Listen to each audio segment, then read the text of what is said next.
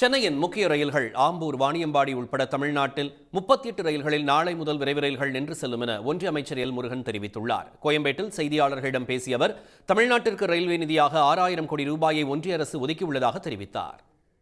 சென்னை சென்ட்ரலிருந்து பெங்களூருக்கு செல்கிற ரயில் ஆம்பூரில் 2 ரயில்கள், குடியாத்தம் வாணியம்பாடியில் ஒரு ரயில், அதே போல்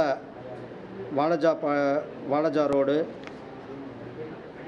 இது மாதிரி தமிழ்நாடு முழுவதுமே கிட்டத்தட்ட 38 ரயில், அது நான் அப்புறமா உங்களுக்கு டீட்டெயில்ஸ் கொடுத்துட்றேன்.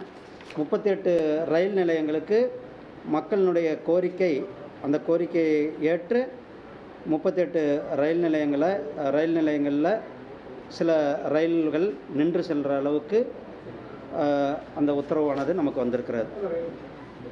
38 ரயில் நிலையங்களில் நின்று போகிறோம். வெவ்வேறு ரூட்டில் அந்த டீட்டெயில் நான் உங்களுக்கு கொடுக்குறேன். எல்லோரும் அப்புறமா எல்லோரும் கொடுத்துருங்க. எக்ஸ்பிரஸ்ஸு, லோக்கலு எல்லாமே கலந்து. ஏன்னா ஒவ்வொரு வாட்டியும் நான் பல ஊர்களுக்கு போகும்போது அந்தந்த ஊர் மக்கள் கோரிக்கை, ரயில்வே மினிஸ்டர் அந்த கோரிக்கை எடுத்து சென்று இப்போ 38 ரயில்கள் வேறு ரயில் ஸ்டேஷனில் நின்று போகிறதுக்கான உத்தரவை நம்ம கொடுத்துருக்குறார். உங்களுக்கு எல்லாம் தெரியும், இந்த நிதியாண்டில் மட்டுமே ரயில்வே நிதி கிட்டத்தட்ட 6626 கோடி தமிழ்நாட்டுக்கு ஒதுக்கப்பட்டிருக்கிறது.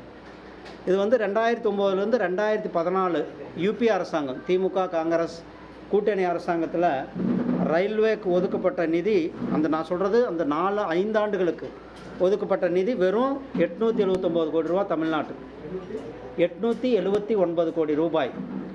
ஆனால் நம்முடைய மாண்புமிகு பிரதமர் திரு நரேந்திர மோடிஜி அவர்கள் இந்த ஆண்டுக்கு மட்டுமே ஒதுக்கி இருக்கிறது கிட்டத்தட்ட 6626 கோடி ரூபாய். போன வருடமும் 6000 கோடி ரூபாய்க்கான நிதி ஒதுக்கப்பட்டது.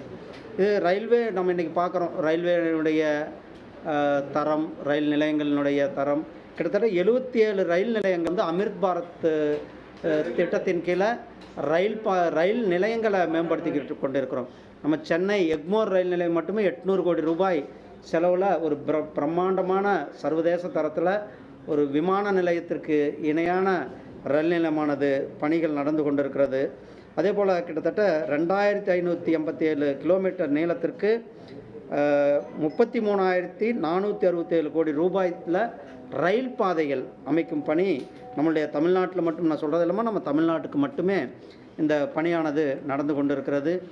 9 இரட்டை வழி பாதைக்கான வேலைகளும் அதில் சேர்ந்து நடந்து கொண்டிருக்கிறது. உடனுக்குடன் செய்திகளை தெரிந்து கொள்ள சன் நியூஸ் பெல் ஐகானை கிளிக் பண்ணுங்கள்.